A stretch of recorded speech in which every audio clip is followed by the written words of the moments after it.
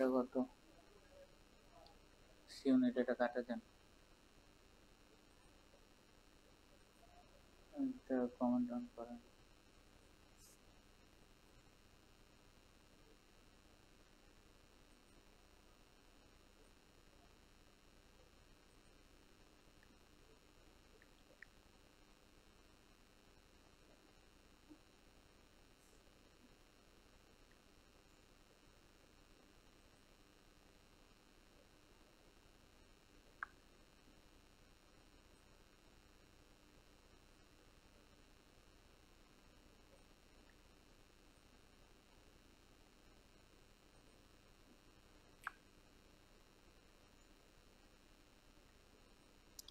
ডাকেন এসব।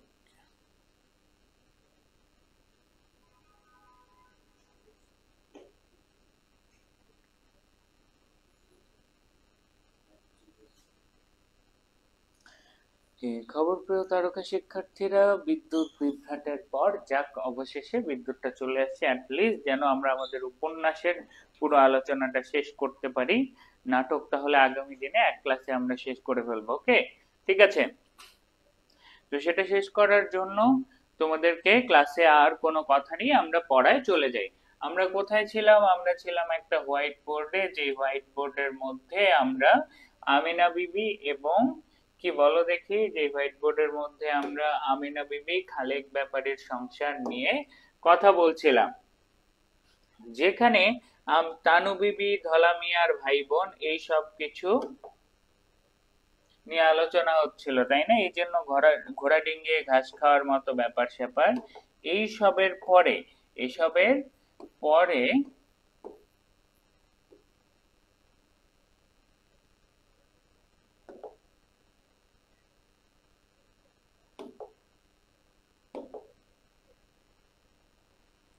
আমরা যে আলোচনাটা পাবো, সে আলোচনাটা কিসের? সেটা হচ্ছে প্যাচের। অর্থাৎ আমেনা বিবির সন্তান না হওয়ার পিছনে মজিদ কোন বিষয়টিকে দায়ী করে? প্যাচের বিষয়টিকে দায়ী করে। যে মহিলাদের প্যাচ যখন থাকে পেটের মধ্যে, সেটা যদি 7 প্যাচ পর্যন্ত হয়, কত প্যাচ? 7 প্যাচ পর্যন্ত হয়, তাহলে সেটা খোলা যাবে। এখন সেটা খোলার কথা বলে মজিদ সেটাও বলে দেয় যে তার বউ রহিমা বিবির কত প্যাচ? তার বউ রহিমা বিবির 14 প্যাচ। কত প্যাচ? 14 প্যাচ। সে কারণে তার আর বা সন্তান হওয়ার সম্ভাবনা নেই। ভেরি চালাক ব্রো, ভেরি চালাক। অর্থাৎ সে তার বউয়ের যে বাচ্চা হয় না, সেটা নিয়ে যেন তাকে জবাবদিহিতা করা না লাগে, সেই জন্য মজিদ কি, সেই জন্য মজিদ বলে দেয় যে তার বউয়ের কত প্যাচ? 14 প্যাচ। সেই জন্য সেটার আর সমাধান করা যাবে না, 7 প্যাচ পর্যন্ত সমাধান করা যাবে।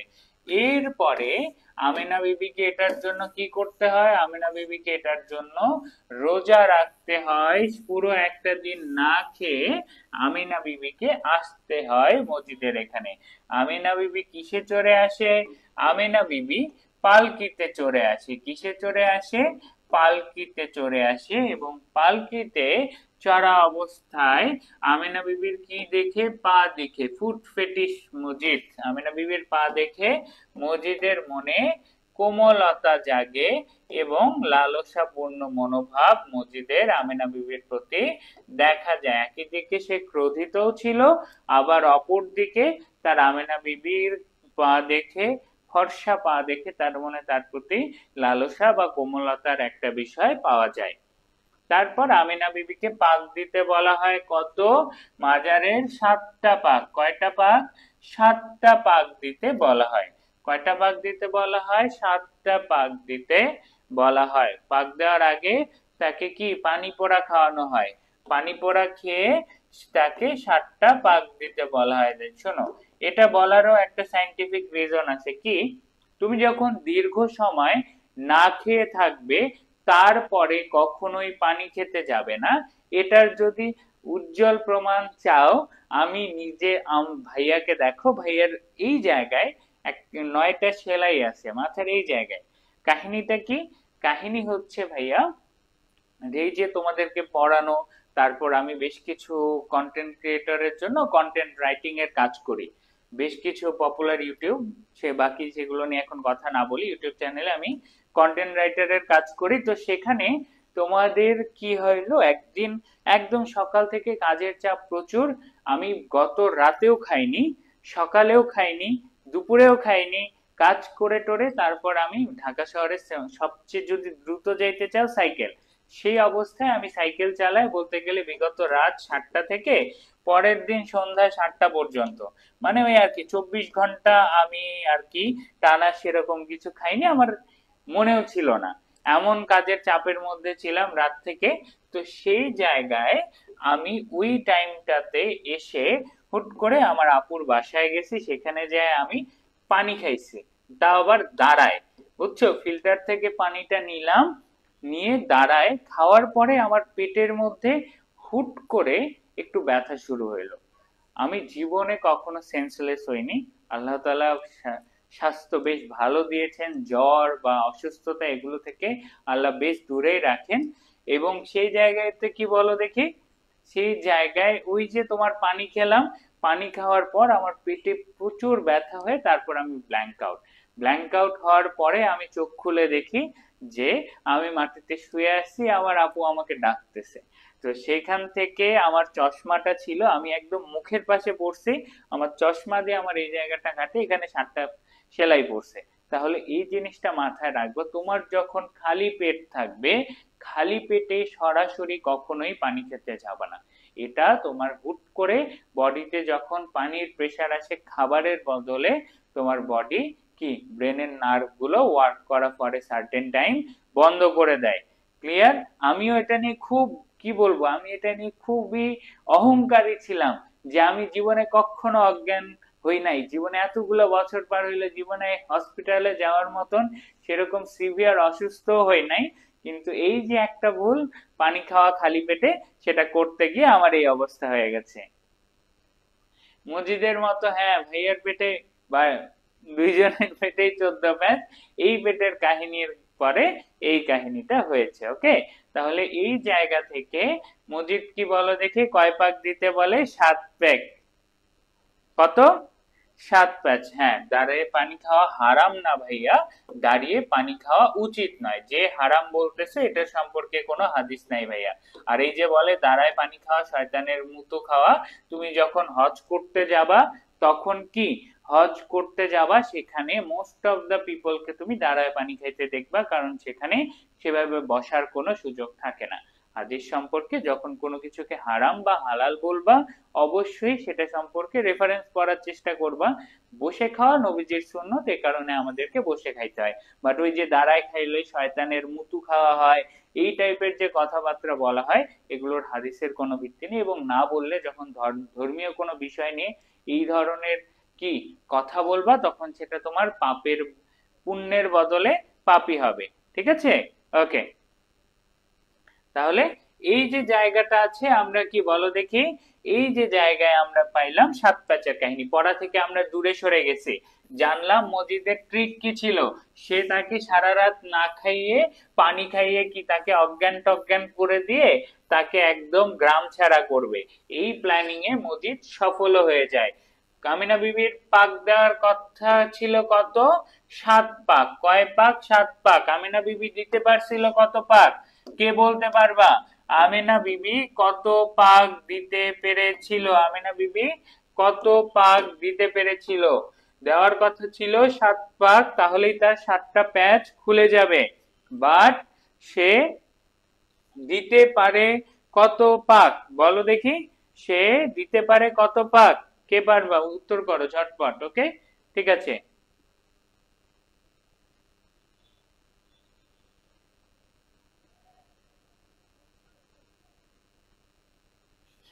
আম্মুর থাপ্পড় খায় অজ্ঞান হয়ে গেছে, বাহ।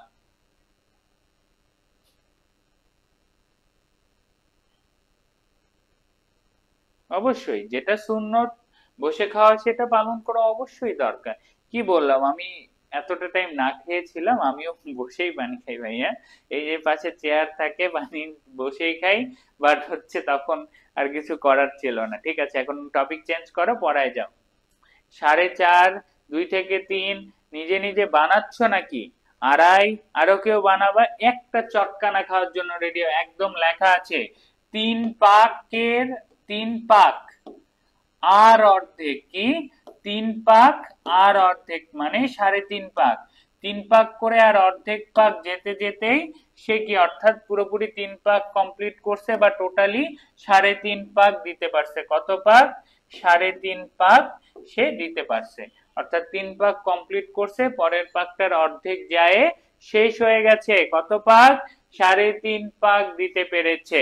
যারা 5 পাক 4 পাক আরো কত কি বানাবা ভাইয়া? এইটা বানানোর পরে কি হয়ে যায়, এটা হওয়ার পরে তখন তো মজিদকে নতুন কিছু ফোন দিয়ে আনতে হবে। সে বলে যে তার কিছু খারাপ কাহিনী আছে, অর্থাৎ আমিনা বিবির ক্যারেক্টারের প্রবলেম, চরিত্রের সমস্যা দেখে মজিদ কি করে, খালিক ব্যাপারীকে তখন বাধ্য করায় আমিনা বিবিকে কি করতে, আমিনা বিবিকে তালাক দিতে বাধ্য করায়। অর্থাৎ মজিদের বিরুদ্ধে একটু গেছে মজিদ থাকাতে, অন্য কারো কাছে গেছে, এই একটা কাহিনীতে আমিনা বিবির পুরো সংসার জীবনটাই মজিদ শেষ করে দেয়। ওকে, তাহলে 3 পাক আর অর্ধেক দিতে পারছিল সে 7 পাকের মধ্যে, এবং সে অজ্ঞান হয়ে পড়ে যায়। এবং আরেকটা জিনিস এই পুরো আলোচনায় বলা হয়, সেটা কি? সেটা হচ্ছে খোতামুখের তাল গাছ। খোতামুখের তাল গাছটা কি ছিল বলো দেখি? সে যখন বাপের বাড়ি যেত এবং বাপের বাড়ি থেকে আসতো, সেই তাল গাছটাই দেখতো। সেই তাল গাছটাই কি ছিল? আমিনা বিবির সংসারের সুখ আর দুঃখের প্রতীক। ঠিক আছে, এখানে শুধুমাত্র সুখ দুঃখের তার যেতে যেতে দেখা, এই সব জায়গায় আমিনা বিবির এই তাল গাছের কথাই বলা আছে। ওকে, তাহলে আমিনা বিবির তাল গাছের আলোচনা শেষ হলে আমরা এখন আমাদের পরবর্তী অংশে চলে যাব। আমিনা বিবি এবং খালেক ব্যাপারের কাহিনী খতম। ওকে, ঠিক আছে। আচ্ছা, আমার মা কল দিয়েছে, 1 মিনিট।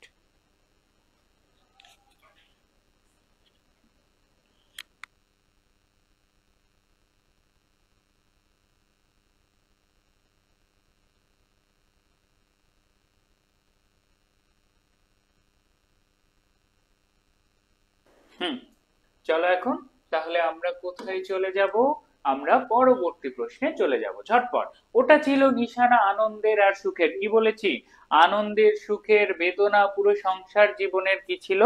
পুরো সংসার জীবনের কাহিনী ছিল হচ্ছে তোমার এই আমিনা বিবির তাল গাছের মধ্যেই লুকানো। তারপরে বইমাত্রেয় ভাইয়ের সাথে দ্বন্দ্ব ছিল কার? এবারে তাহের কাদেরের পুরো ফ্যামিলির লাস্ট কাহিনী। তাহের কাদেরের কাকে নিয়ে বলো আগে, এটা উত্তর করো। বইমাত্রেয় ভাইয়ের সাথে দ্বন্দ্ব ছিল কার? উত্তর করো ঝটপট।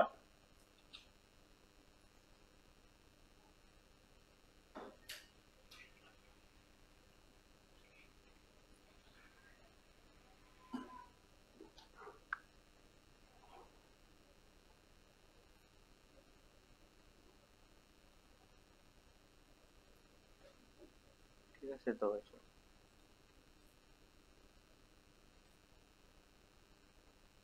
সব ঠিক নেই? ঠিক আছে তো, ক্লাসে প্রবলেম নেই। কত 38-এর কত হবে? 38-এর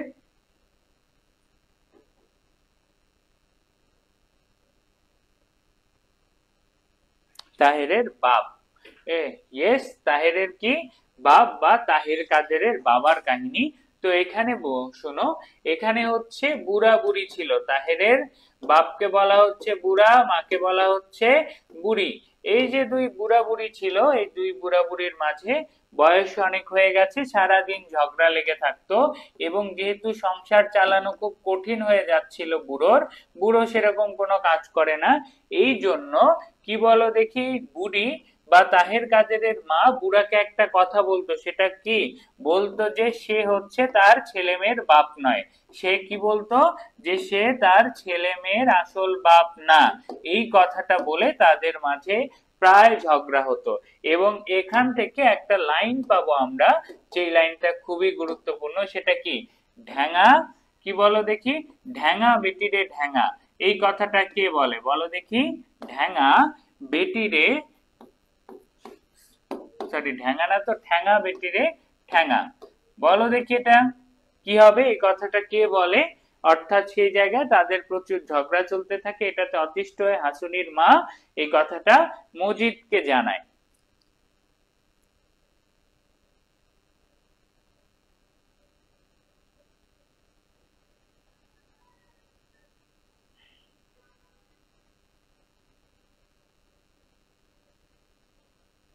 ঠ্যাঙা বেটি রে ঠ্যাঙা, এই কথাটা কারা বলে?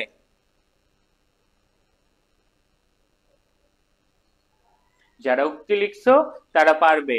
তাহের কাদের, গুড জব লোপা। লোপার আজকে বুদ্ধি লোপ পায় নাই, আজকে লোপা বুদ্ধির একদম শীর্ষে আছো দেখতেছি। Well done Lopa. এটা কারা বলে? ছেলেরা, অর্থাৎ তাহের কাদেররাই বলে যে বাপের এই কাহিনী দেখে মার বুড়ি রে মার, এগুলো কি আবল তাবল কথা বলতেছে। এইসব কিছুতে অতিষ্ঠ হয়ে ঝগড়ায় হাসুনির মা কাকে জানায় নালিশ? মজিদকে নালিশ জানায়। মজিদ কাকে? এই বুড়োকে ডেকে পাঠায়, বুড়োকে নিজের জায়গায় ডাকে এবং আসার পরে সে তাকে বলে যে তোমার বউ এগুলো কি বলছে, এগুলো কি সত্যি? তোমার মনে এই জায়গায় একটা লাইন পাবো, তোমার দিলে কি ময়লা আছে নাকি? কি বলো দেখি, তোমার দিলে কি ময়লা আছে নাকি? এটা কার কথা? মজিদের কথা। অর্থাৎ বলতেছে তোমার মনে সন্দেহ আছে নাকি যে তোমার বউ আসলে এই কাহিনী করছে? তোমার দিলে কি ময়লা আছে নাকি? কার কথা? মজিদের কথা। কার কথা? মজিদের কথা। বলে কাকে? তাহেরের বাপের ব্যাপারে বলে। কাকে বলে? তাহেরের বাপকে বলে তোমার দিলে কি ময়লা আছে নাকি।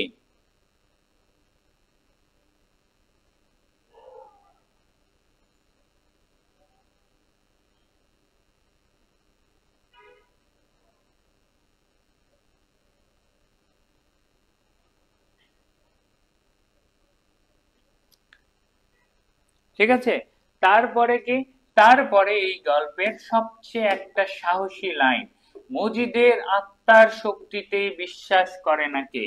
খুবই কি লাইন, মজিদের আত্মার শক্তিতে। অর্থাৎ এই যে তাদের ঘরের কাহিনী, এই ঘরের কাহিনী বা মজিদের আত্মার শক্তিতে সেই ঘরের ভিতরের কাহিনী জানতে পারবে, এই কথাটা বিশ্বাস করে না আমাদের বুড়ো তাহের কাদেরের বাপ। মজিদের আত্মার শক্তিতে বিশ্বাস করে না কে পুরো গল্পে?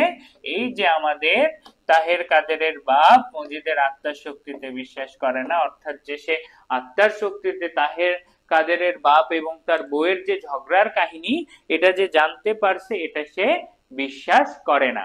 ওকে, ঠিক আছে। তাহলে এই জায়গাটা হওয়ার পরে তারপরে হচ্ছে এটা শুনে সে চলে আসে। চলে আসার পর হাসুনির মা, সে বুঝতে পারে হাসুনির মা সেই বাড়িতে যায়, নিশ্চয়ই হাসুনির মা বলছে। হাসুনির মাকে বেধড়ক পেটায়। বেধড়ক পেটানোর পরে কি হয়? বেধড়ক পেটানোর পরে কি তোমার হয়? হাসুনির মায়ে আবার নালিশ জানায় মজিদকে এবং একটা কথা বলে। কি বলো দেখি, ওনারে কন আমার মৌতের জন্য জানি দোয়া করে। এটা কে বলে বলো দেখি? ওনারে কন আমার মৌতের জন্য জানি দোয়া করে। মৌত মানে মৃত্যু, এটা কে বলে? এটা হচ্ছে হাসুনির মায়ের কথা। কাকে বলে? ওনারে কন, এটাকে, এটা হচ্ছে মজিদ। ওকে, ঠিক আছে। তাহলে তাদের ঘটনা এই পর্যন্ত চলতে চলতে তাহের কাদেরের বাপ কি বলো দেখি? তাহের কাদেরের বাপের সালিশি বসে এবং সালিশটা বসে কখন? কখন? তা বুড়ো বেটার বা তাহের কাদেরের বাপের সালিশ বসে কখন?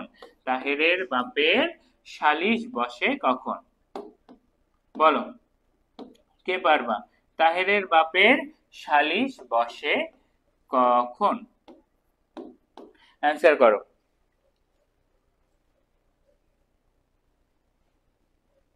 38-এর অ্যান্সার ঘ ভাইয়া। মনোযোগ দাও, আমরা তো তাহেরের বাপকে নিয়ে কথা বলছি।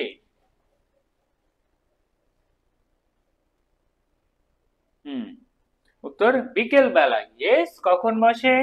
বিকেল বেলা।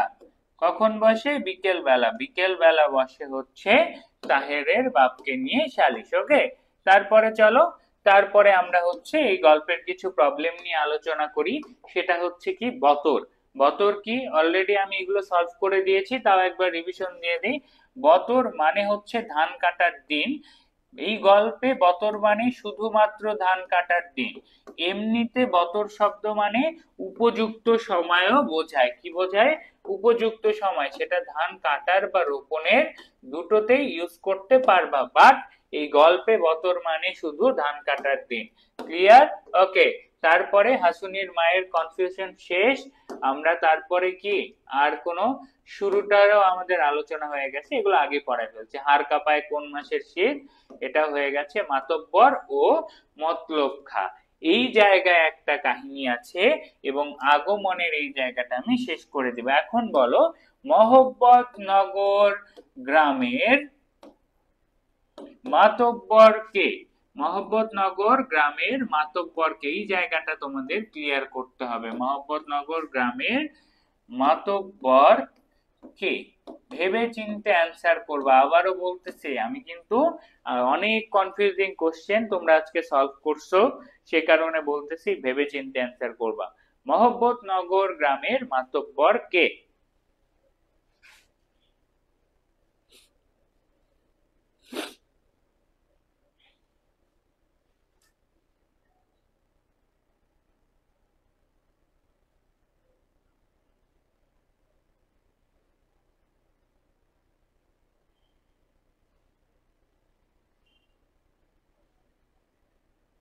খালেক ভাই? হুম, এই প্রশ্নটা একটা কনফিউজিং। দেখো বইয়ে যদি অপশনে থাকে মহব্বতনগর গ্রামে মাতব্বরির কথা বা ব্যাপারীর হিসেবে মাতব্বরির কথা আমরা পাবো, বা ডিরেক্ট মহব্বতনগর গ্রামে ডিরেক্ট একজনকে মাতব্বর বলা আছে, সেটা হচ্ছে রেহান আলী। সো এখন ভাইয়া যদি অপশনে দুটো থাকে, রেহান আলীও থাকে আবার খালেক ব্যাপারেও থাকে, দ্যাট মিনস আমরা সরাসরি মেনশন করা রেহান আলীকে অ্যান্সার করব অপশনে। যদি আমাদের রেহান আলী না থাকে, বুঝতে হবে তাকে কাউন্ট করেনি, তখন মাতব্বর হয়ে যাবে খালেক ব্যাপারী। Confusion clear? অপশনে রেহান আলী খালেক ব্যাপারী দুটোই থাকলে বা খালেক ব্যাপারী ছাড়া রেহান আলী থাকলে এটাই অ্যান্সার।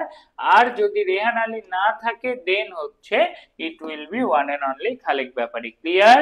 এবং আরো কি আছে? সলেমনের বাপ অশীতিপর বৃদ্ধি আক্রান্ত কোন রোগে? হাঁপানি রোগে। এবং গ্রামের জোয়ান মদ্য কে? এটা জানো, কি বলো দেখি? গ্রামের জোয়ান মদ্য হচ্ছে কালুমতি। লাল সালু উপন্যাসে মহব্বতনগর গ্রামের জোয়ান মদ্য কে? নাম হচ্ছে কালুমতি। ওকে, ঠিক আছে। তাহলে মহব্বতনগর গ্রামের জোয়ান মদ্য কালুমতি। এবারে মতলব খা কোথাকার মাতব্বর? আওয়ালপুরের মাতব্বর। এছাড়া তার অফিসিয়াল পরিচয় হচ্ছে তিনি সেখানকার ইউনিয়ন বোর্ডের প্রেসিডেন্ট। লাল সাল উপন্যাসে হাঁপানি রোগে আক্রান্ত ছিল, কি একটু আগেই বললাম, সলেমনের বাপ। নিচের কোন চরিত্রটি বেওয়া ছিল? আগেই ক্লিয়ার করে দিয়েছি, বিধবা। হাসুনির মা হবে। কে? হাসুনির মা হবে, অর্থাৎ বিধবা ছিল। ব্যাপারীর বক্তব্যে কলেমা শিখার আদেশ দেওয়া হয় কাকে? আমরা জানি দুদু মিয়াকে। তারপরে যত্রতত্র খেতে না পাওয়ার কথা শোনানোর অভ্যাস কার? দুদু মিয়ার। ব্যাপারীর বক্তব্যে এটা তো পড়ছি, এবার বলো। এইটা আমি গতকালকে বুঝিয়েছি, দেখি কয়েকজন মনে রাখছো। যে পারবা তার জন্য একটা চকলেট। ওকে, ঠিক আছে।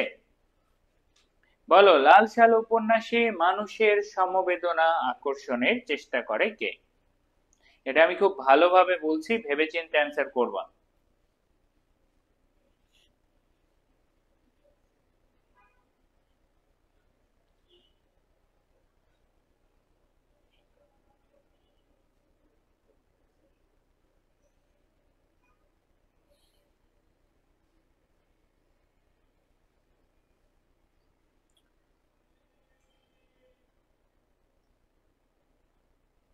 এখনো কনফিউজ কেন? যারা গতকালকে ক্লাস করেছো তারা জানো, লাল সালু উপন্যাসে যত্রতত্র খেতে না পাওয়ার কথা বলে মানুষের সমবেদনা আকর্ষণের চেষ্টা করে দুদু মিয়া। অর্থাৎ পুরো উপন্যাসটা দুদু মিয়া গরিব মানুষ, খেতে পায় না, মুরুক্ষী মানুষ, এইভাবে তার গরিব এবং খেতে না পাওয়ার কথা বলে কি মানুষের সমবেদনা আকর্ষণের চেষ্টা করে দুদু মিয়া। কে সেটা? দুদু মিয়া। ওকে, তারপরে চলো, হাসুনির মা কাকে স্বামী হিসেবে কল্পনা করে? হাসুনির মা কাকে স্বামী হিসেবে কল্পনা করে? অ্যান্সার করো। হাসুনির মায়ের ক্রাশকে আজকে আমরা খুঁজবো, যদিও বা মজিদের যৌবনকালের ক্রাশ, যৌবনকালে যেমন বউ চাইতো সেটা হাসুনির মা, বাট হাসুনির মা মজিদকে আর ওই চোখে না দেখতো, সে দেখতো গ্রামের হাট্টা কাট্টা ছেলেদেরকে তার পছন্দ। এমনই একজন হচ্ছে কে বলো দেখি? হাসুনির মা কাকে স্বামী হিসেবে কল্পনা করতো? মুজিদকে? মুজিদকে চাইতো? কালুমতিকে চাইতো? ইয়েস, হাসুনির মা মজিদকে চাইতো। এই যে তোমাদের কনফিউশন, এটা নিয়ে আমি আবার আসছি।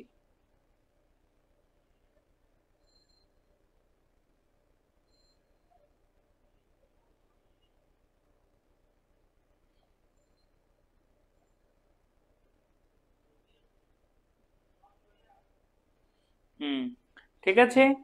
তাহলে ওই গ্রামের ছেলে না, ওই বাড়ির অর্থাৎ পাশের বাড়ির ছেলে, কে বলো দেখি? পাশের বাড়ির জোয়ান ছেলে, নাম হচ্ছে মানু।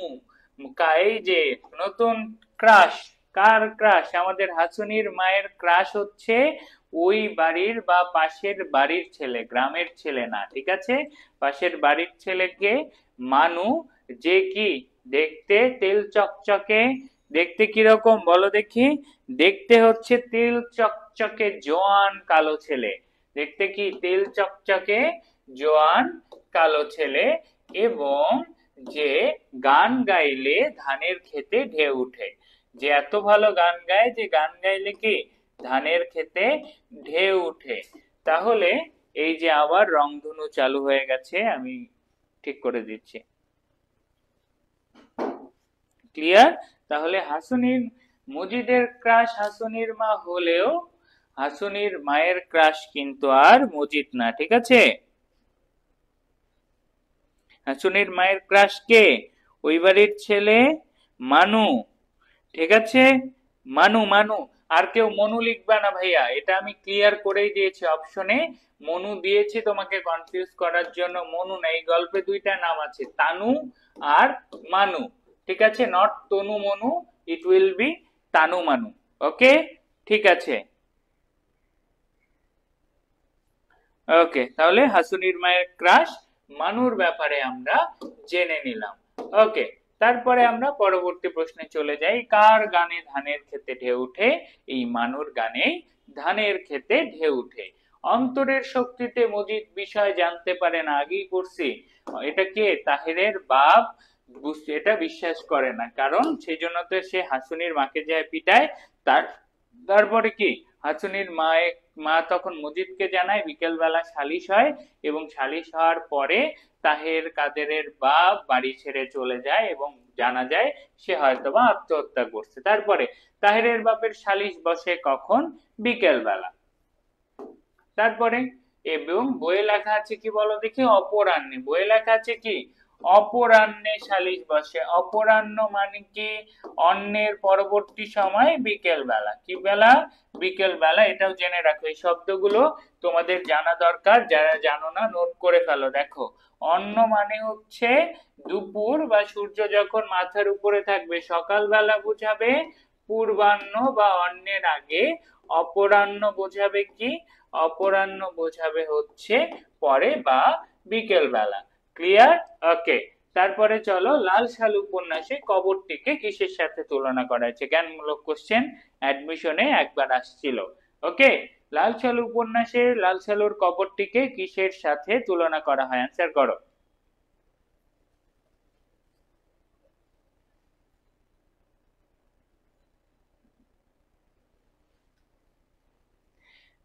পাশের বাড়িতে মানু থাকলে, তাই না?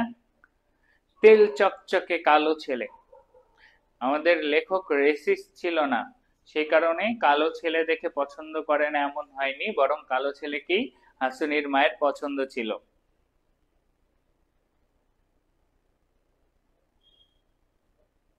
মাছের পিঠের সাথে, কি বলো দেখি? মাছের পিঠের সাথে, এটা জ্ঞানমূলক কোশ্চেন, যারা পারোনি নোট করে ফেলো।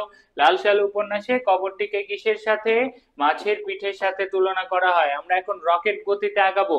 মজিদ হাসুনির মাকে কি কিনে দেয়? মজিদ হাসুনির মাকে বেগুনি শাড়ি কিনে দেয়। কোন পারের? কালো পারের।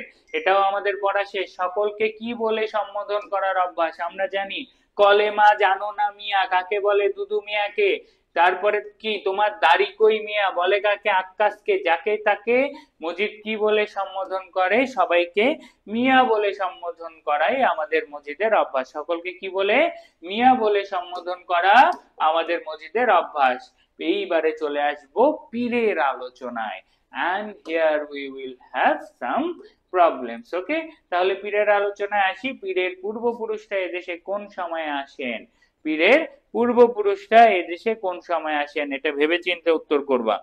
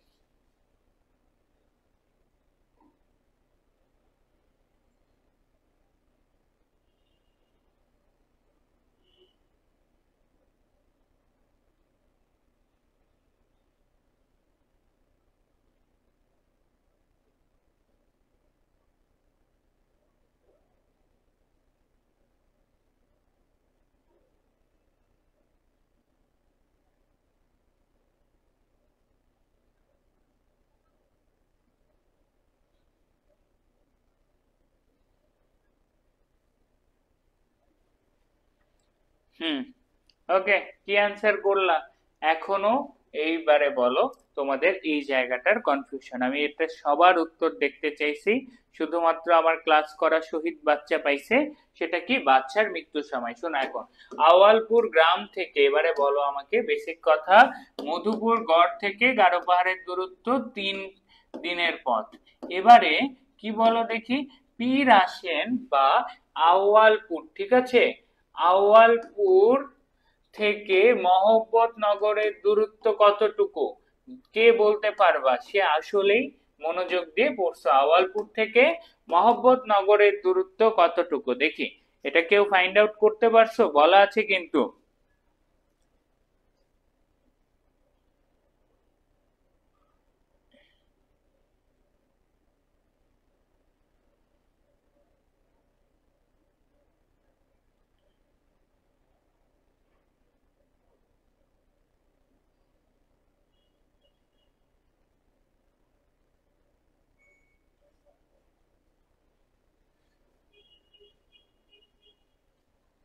কি রে ফাহিম, এতগুলো করে অ্যান্সার করতেছো কেন? দেখছে তো তোমার অ্যান্সার। 4 গ্রাম না, 3 গ্রাম। Good job. আউয়ালপুর হচ্ছে মহব্বতনগর থেকে ডিস্টেন্স কত দূরত্বে? 3 গ্রাম পরে। কত গ্রাম পর? 3 গ্রাম পর। বড় নদী থেকে মহব্বতনগরের দূরত্ব 4 গ্রাম পর। এবং 3 দিনের পথ হচ্ছে মধুপুর গড় থেকে। কিসের দূরত্ব বলো দেখি? মধুপুর গড় থেকে তোমার হচ্ছে গারো পাহাড়ের দূরত্ব। ক্লিয়ার? কত? 3 গ্রাম পর। কত গ্রাম? 3 গ্রাম পর। এবং এই যে পীরের পূর্বপুরুষরা দেশে যে আসেন, সেই বিষয়টাকে আরেকটু কি করার জন্য, সেই বিষয়টাকে আরেকটু হুম হুম 11টা 5 পর্যন্ত, সেই বিষয়টাকে আরেকটু মহিমান্বিত করার জন্য একটা বাদশাহের মৃত্যুর সাথে মিল রেখে তাদের আগমনের সময়টাকে ঘোষণা করা হয় যে এই বাদশার শেষ, তারপর পীরের পূর্বপুরুষরা চলে আসছে। পীরের পূর্বপুরুষরা ছিল কোথায়? পীরের পূর্বপুরুষরা হচ্ছে তোমার, বলো দেখি, মধ্যপ্রাচ্য তাদের জায়গা ছিল। কোথায় ছিল? তারা ছিল মধ্যপ্রাচ্য, সেখান থেকে তারা এসেছে। ওকে, ঠিক আছে, পরবর্তী কোশ্চেনে আমরা চলে যাই। পরবর্তী কোশ্চেন হচ্ছে, পীর সাহেব বংশানুক্রমে এখন বসবাস করছেন কোথায়? আসছে কোথা থেকে? মধ্যপ্রাচ্য থেকে। আসার সময়টাকে বানাইছে মিল রেখে কোথায় থেকে? সেটা বলো দেখি। বাদশাহের মৃত্যুর সাথে মিল রেখে, বা বাদশাহের মৃত্যুর সময়। এবং বর্তমানে বসবাস করছে কোথায়? ময়মনসিংহে। ভাইয়া ভুল থেকে যদি ভালো কিছু হয় তবে ভুলই ভালো, তাই না? ভুলকে স্বীকার করে আমরা কি সফলতা অর্জন করতে পারি, তাই না?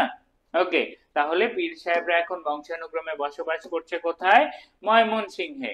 এবং এই যে জাদ্রেল পীররা যখন আসে তখন মজিদ কি করে বলো দেখি? মজিদ তখন শঙ্কিত হয়ে ওঠে। মজিদ শঙ্কিত হয়ে ওঠে কখন? যখন এরকম পীররা আসে। মজিদ ভয় পায় যেন কিসের মতো? কৃষ্ণ পক্ষের চাঁদের মতো তার প্রভাব প্রতিপত্তি মিলিয়ে না যায়। মজিদ কি ভাবে? মজিদ ভাবে যে কৃষ্ণ পক্ষের চাঁদের মতো, কিসের মতো? কৃষ্ণ পক্ষের চাঁদের মতো তার প্রভাব প্রতিপত্তি যেন এখন মিলিয়ে না যায়। তাহলে যখনই জাদ্রেল পীররা আসে আমাদের মজিদ কি এবং এখান থেকে একটা খুবই ক্যাচি লাইন আছে একটা, কি বলো দেখি? এই লাইনটা খুবই গুরুত্বপূর্ণ। এটা যে অ্যান্সার করতে পারবা সে আসলেই বুঝছো এই পুরো উপন্যাসটাতে। এবং এর পরে আরো কিছু সুন্দর কথা আছে। ওকে,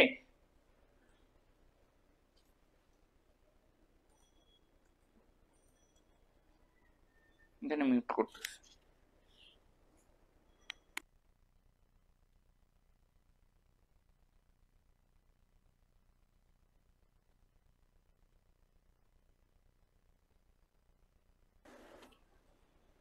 ওকে, তাহলে বলো দেখি মজিদের খাঁটি বিশ্বাস নেই কিসে? হ্যাঁ, পীরও তো ভণ্ড ছিল। ইয়েস, ওরাও ভণ্ড, বাট মজিদ হয়েছে তার চেয়ে বেশি কেউ মায়াজাল বিস্তার করে তার সব সাগরেদকে যদি কেউ নিয়ে যায় সে তো ভণ্ড। Good job. দেখি অন্যের আত্মার শক্তিতে, ইয়েস দেখো মজিদ নিজে ভণ্ড, সে ভণ্ডামি করতেছে। আরেকজন যে ধর্ম নিয়ে কাজ করতেছে সে তাকেও মজিদ বিশ্বাস করবে না। অর্থাৎ অন্যের আত্মার শক্তিতে, অন্যের আধ্যাত্মিক শক্তিতে মজিদের বিশ্বাস ছিল না। মজিদের খাঁটি বিশ্বাস ছিল না কিসে?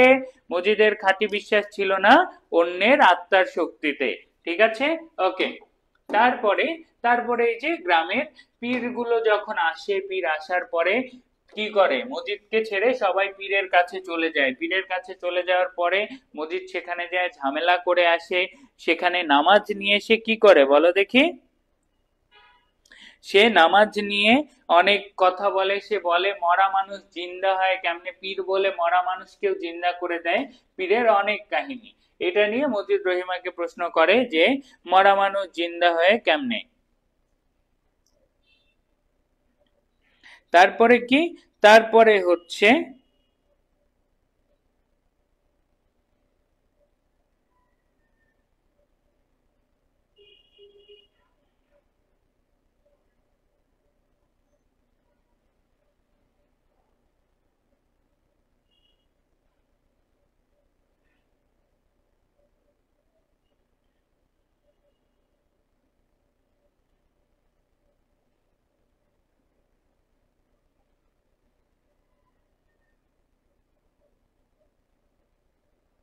আচ্ছা, তোমাদের বাংলা ক্লাস আছে তাই না? শেষ করতে হবে। ওকে,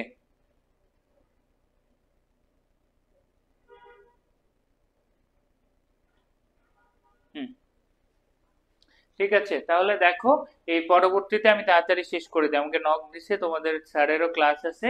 লাল সালুর কবর, ইয়েস দেখো কেন এই জায়গাটা আমি ক্লিয়ার করি। নিচের কোনটিকে মজিদ গ্রামের মানুষের নিমক হারামির যথার্থ প্রতিদান বলে মনে করে?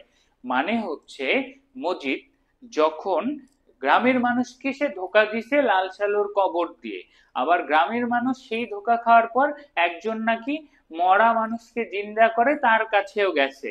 অর্থাৎ মজিদের মতো ভণ্ডের কাছেও তারা আবার আরেক প্রতারকের কাছেও গেছে।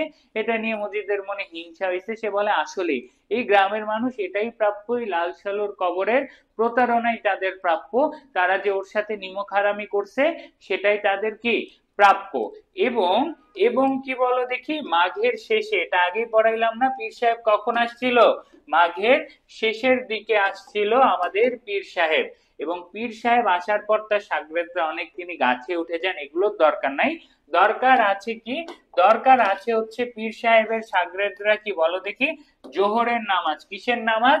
জোহরের নামাজের ওয়াক্ত শেষ হয়ে যাওয়ার পরে জোহরের নামাজ পড়াইতে বসাইছে। যখন কি জোহরের নামাজের ওয়াক্ত শেষ। সেই জায়গা নিয়ে তখন মসজিদ এটাকে নিয়ে প্রতিবাদ করে এবং সূর্য যে হেলে যাওয়ায় সেখানে কি বলো দেখি, তার শাগরেদরা বলে পীর সাহেব কি করতে পারে না, পীর সাহেব নাকি সূর্যকে আটকায় রাখে, সেখানে লাঠি দিয়ে দেখা যায় যে আসলেই সূর্য হেলে পড়ছে, জোহরের ওয়াক্ত নাই। এটাই প্রমাণ করে কি মজিদ, বলো দেখি, পীর সাহেবের ভণ্ডামিটা প্রকাশ করে দেয় এবং মজিদ বলে আপনারা কে কে যাবেন মহব্বতনগর, বলে মহব্বতনগরের সবাইকে নিয়ে যান এবং এরপর থেকে পীর সাহেবের কাছে যাওয়া বন্ধ হয়ে যায়। ঠিক আছে, ভণ্ডর ভণ্ডামি ধরা পড়ে যায়। তারপরে মজিদের শারীরিক গঠন কেমন, গল্পের একদম বেসিক জ্ঞানমূলক। মজিদ শীর্ণ এবং বেটে আকারের, অর্থাৎ চিকন এবং সাইজে ছোট। শীর্ণ এবং বেটে আকারের মজিদের শারীরিক গঠন শীর্ণ আর বেটে। কোন সময়ে পীর আসেন, আওয়ালপুরের পীরে মাঘের শেষে আসেন তিনি। তারপরে বয়েত শব্দের অর্থ কি, আগেই পড়াইছি। বয়েত শব্দের অর্থ কবিতা, কেউ ওয়াজ বলবা না। পীর সাহেব ওয়াজ করছিল, বাট তিনি তারপরে একটা কি বয়েত শোনান, কোন ভাষার, ফার্সি। কোন ভাষা, ফার্সি, নট ফরাসি। এই ডিফারেন্সটা কখনোই ভুলবা না। ফার্সি ভাষা দ্যাট উইল রিফার টু কি বলো দেখি, তোমাদের ইরান বা পারস্য অঞ্চলের কথা বোঝাবে। আর যখনই ফরাসি ভাষায় যাবা তখন সেটা ফ্রেঞ্চ বা ফ্রান্সে বোঝাবে। ঠিক আছে, তাহলে সেই জায়গায় একটা ফরাসি বয়েত শোনান এবং এই জায়গাটা খুব সহজে মনে রাখবা। স আর ত লাইনটা খুবই সহজ, কেউ কনফিউজ হবে না। সতে স্বর্ণ ভাইয়া, সতে সুন্দর। ঠিক আছে, তো সেই জায়গায় সুন্দর এবং ততে কি তওলা।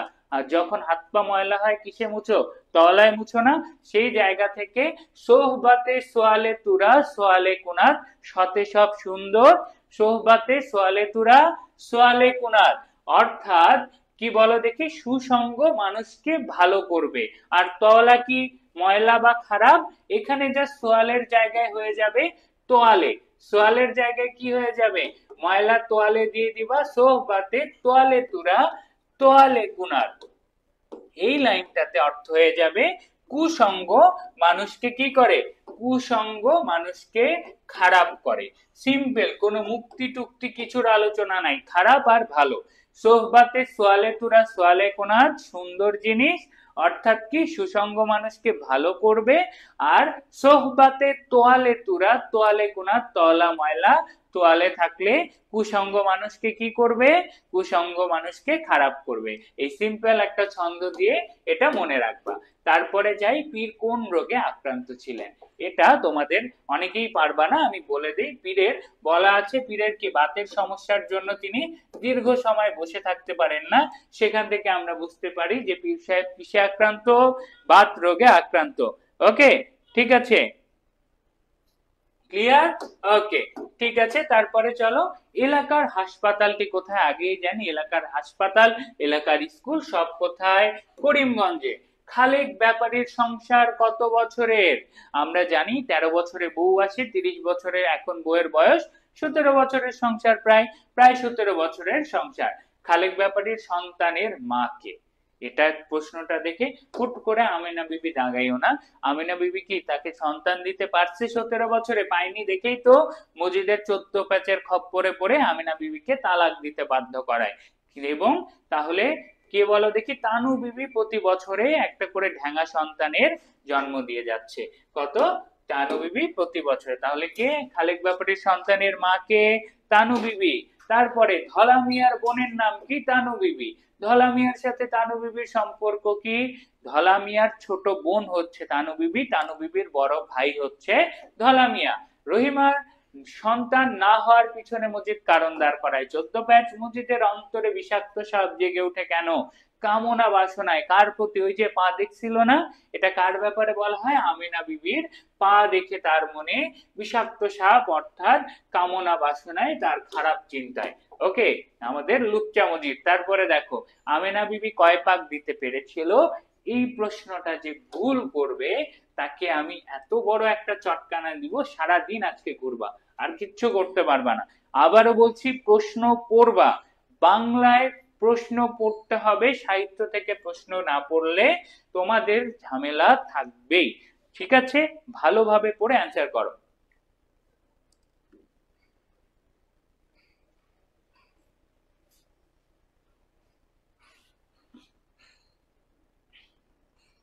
ঘ।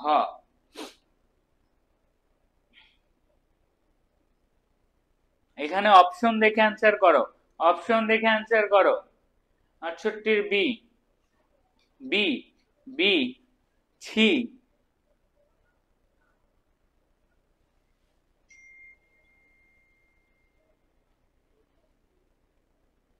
আসো, চটকানাগুলো সবাই খাও। এই 3 পাকের অর্ধেক আর 3 পাক আর অর্ধেক, বাংলা পড়া ভুলে গেছো? 3 পাক আর অর্ধেক আর 3 পাকের অর্ধেক এর মাঝে পার্থক্য নাই। একের অর্ধেক কত? একের অর্ধেক 0.5 না?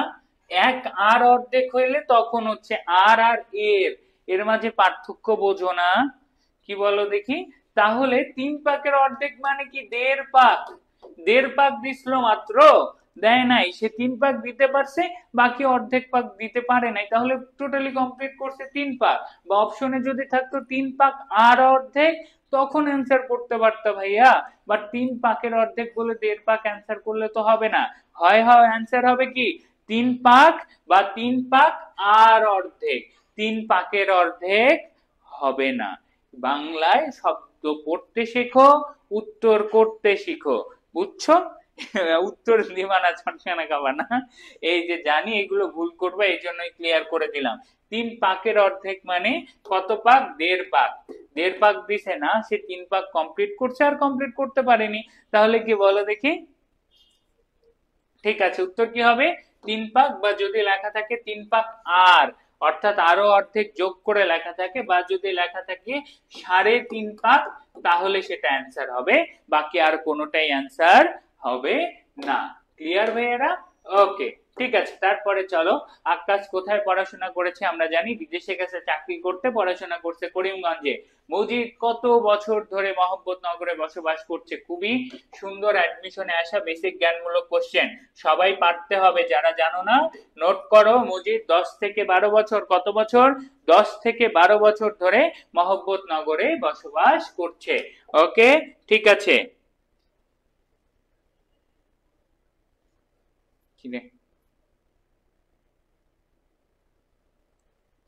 তারপরে চলো, জমিলা প্রায়ই নামাজ পড়তে পারে না কেন? তাহলে আমাদের জমিলার কাহিনী পড়েই আমাদের আজকের উপন্যাসের আলোচনা শেষ। জমিলা কি? মজিদের দ্বিতীয় পক্ষের স্ত্রী, অর্থাৎ সে একটা কম বয়সী মেয়েকে বিয়ে করে, এবং বিয়ে করার সময় মজিদ যখন জমিলাকে দেখতে চায়, তখন সে কি বলে? তানি বুঝি দুলার বাপ। অর্থাৎ সে তার বড় বোনকে বলে কি, যে তানি বুঝি দুলার বাপ। এবং তার কাকে বলে? বড় বোনকে বলে যে তাকে দেখে আমি মনে করছিলাম তানি বুঝি দুলার বাপ। এগুলো জমিলা কার সাথে শেয়ার করে? রহিমার সাথে শেয়ার করে। এবং রহিমার জমিলার প্রতি একটি মাতৃসুলভ বৈশিষ্ট্য দেখা যায়। এবং এই যে জমিলা আছে, সেই জমিলাই কি বলো দেখি? জমিলা একে তো কম বয়সী, তারপর সবকিছু মানতো না, সে নামাজও পড়তো না। বাট মজিদের জোরাজুরিতে সে সব নামাজ পড়লেও সে কি বলো দেখি কোন নামাজ বলো দেখি? সে মাগরিব পড়েই ঘুমায় যেত, সে আর ঈশার নামাজটা পড়তে পারতো না। তাহলে জমিলা সন্ধ্যা হওয়ার পরে মাগরিবের নামাজ পড়েই ঘুমে যেত, রাতে কোন নামাজ? ঈশার নামাজ পড়তে পারতো না। কেন? কারণ হচ্ছে ঘুমিয়ে পড়ার জন্য, সে ঘুমটাকে কোনোভাবে আটকাইতে পারতো না। গ্রামের মানুষ এরকমই, ভোরবেলা উঠে 8টা বাজতেই গ্রামে একদম শেষ। তাহলে তানি বুঝি দুলার বাপ মজিদকে শ্বশুর ভাবছিল কে? মজিদকে শ্বশুর ভাবছিল আমাদের জমিলা। জমিলা প্রায় কোন নামাজ পড়তে পারে না? ঈশার নামাজ পড়তে পারে না। ওকে, ঠিক আছে। তারপরে লাল সালু উপন্যাসে জমিলার ঘুমকে কিসের সাথে তুলনা করা হয়েছে? বেসিক জ্ঞানমূলক কোশ্চেন। কাঠের, কাঠের, কাঠের। কিসের সাথে বলো দেখি? কাঠের সাথে তুলনা করা হয়েছে না পাথরের সাথে তুলনা করা হয়েছে? কোনটা? এটা কে বলতে পারবা বলো দেখি? কাঠের সাথে না পাথরের সাথে?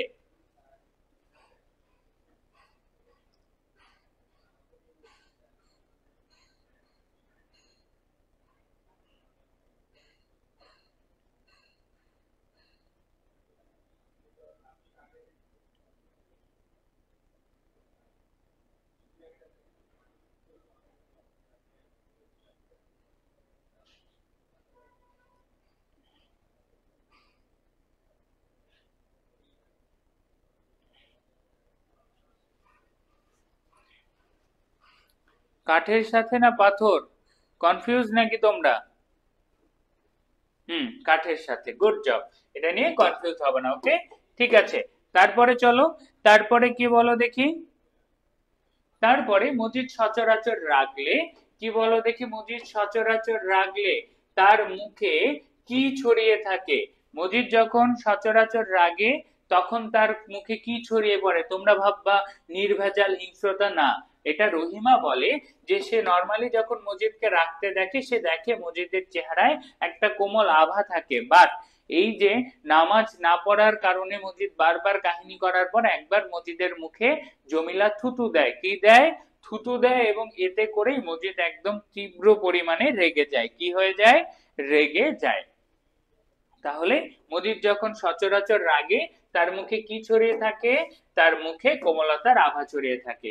মজিদ কাকে বদদোয়া দেওয়ার কথা বলে? জমিলার এই যে কাহিনী, 2 দিনেই যে মজিদকে জমিলা ভাবিয়ে তোলে, এটা নিয়ে মজিদ রহিমাকে বলে, বিবি আমি আরেকটা বিয়ে করছি বলে তুমি কি আমাকে বদদোয়া দিসলা নাকি? তাহলে মজিদ কাকে বদদোয়া দেওয়ার কথা বলে? রহিমাকে বলে যে, কি বলো দেখি, বিবি তুমি আমাকে কি করেছিলে? তুমি কি আমাকে বদদোয়া দিসলা নাকি? ওকে, ঠিক আছে, তারপরে চলো, ব্যাপারীর মক্তবে কলমা শিখার আদেশ হয়েছে। মজিদ কাকে তারপরে জমিলাকে বোঝানোরও চেষ্টা করে, বলে যে তুমি একটা নাজুক শিশু। তারপর জমিলাকে কি বলো দেখি, হরিণের সাথে তুলনা করা হয়। কিসের সাথে? হরিণের সাথে তুলনা করা হয়, খাঁচায় ছাড়া পাওয়া হরিণের সাথে। বয়স হলে এরা আর কিছু না হোক শক্ত করে গিরেটা দিতে শিখে। আমি ভাবলাম তানি বুঝি দুলার বাপ, এটাও আমরা পড়েছি। এই যে সে যেন খাঁচায় ধরা পড়েছে, এবং তাকে কি খাঁচায় ধরা পড়া কার সাথে? হরিণের সাথে তুলনা করা হয়। কিসের সাথে? হরিণের সাথে তুলনা করা হয়। এটা কে? এটা হচ্ছে জমিলা। এবং গল্পের এই লাস্ট পর্যায়ে আমরা চলে আসছি, মতিগঞ্জের সড়কের কাছে এসে পড়ে। লালসালু উপন্যাসে মোহাম্মদনগর গ্রামে প্রবেশ কনফার্ম। শত্রুর আবাস পাওয়া হরিণের চোখের মতোই সতর্ক চোখ কার? জমিলার। সব এখন আলোচনা জমিলাকে নিয়ে। আওয়ালপুরের পীরকে মজিদ কি বলে? ইবলিস বলে। আওয়ালপুরের পীরকে মজিদ কি হিসেবে আখ্যা দেয়? ইবলিস হিসেবে আখ্যা দেয়। আমাদের আলোচনা শেষ। এখন আমরা বেসিক কিছু এমসিকিউ পড়ে আমাদের আলোচনা এখানেই শেষ করব। তার আগে একটা আছে বুড়ি আর খ্যাংটা বুড়ি। তো ঠিক আছে ভাইয়া, বুড়ির জন্য আমি যে একটু আগে তোমাদের খ্যাংটা বুড়ি বলছি, এটা বলতে আসে যে সেখানে কি বয়সে বা শরীরে কম শক্তি সম্পন্ন বুড়ি, বাট তোমরা কি খ্যাংটা বুড়ি আর এমনি বুড়িকে আলাদা করে দেখবা। খ্যাংটা বুড়িটাকে, খ্যাংটা বুড়ি হচ্ছে আরেকটা বুড়ি, আর শুধু বুড়ি হচ্ছে আমাদের তাহের কাদেরের মা। ঠিক আছে, খ্যাংটা বুড়ি মানে কি? খ্যাংটা বুড়ি মানে হচ্ছে শরীরে একদমই কিছু নাই, শরীর শূন্য এমন। তাহলে খ্যাংটা বুড়িটা কে? খ্যাংটা বুড়ি হচ্ছে আমাদের উপন্যাসে আমরা তাকে পাবো। একদিন সকালে মাথায় কিসের মতো বলো দেখি? শনের মতো চুল। খ্যাংটা বুড়ির চুল কিসের মতো ছিল?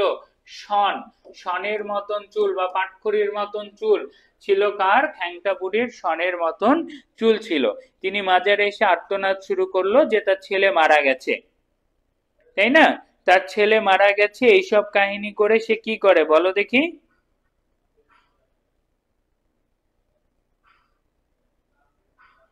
মজিদকে কি বলো দেখি? সে 5 আনা পয়সা, কত আনা 5 পয়সা, অর্থাৎ মজিদের দিকে কত টাকা ছুঁড়ে মারে? 5 আনা পয়সা সে ছুঁড়ে মারে মজিদের দিকে। কত টাকা? 5 আনা পয়সা সে ছুঁড়ে মারে। ওকে, তারপরে ওনারে গণ আমার মতের জন্য জানি দোয়া করে, এটা হাসুনির মায়ের কথা। প্রশ্নটি এরকম যে মজিদের ইচ্ছা হয় একটা হুঙ্কার ছাড়ে। একদম লাস্ট ক্লাসে আসি ভাই, এগুলো শেষ, এগুলো সব পড়া বিষয়। ঠিক আছে, আগামী ক্লাসে আমরা নাটক ধরবো অবশ্যই।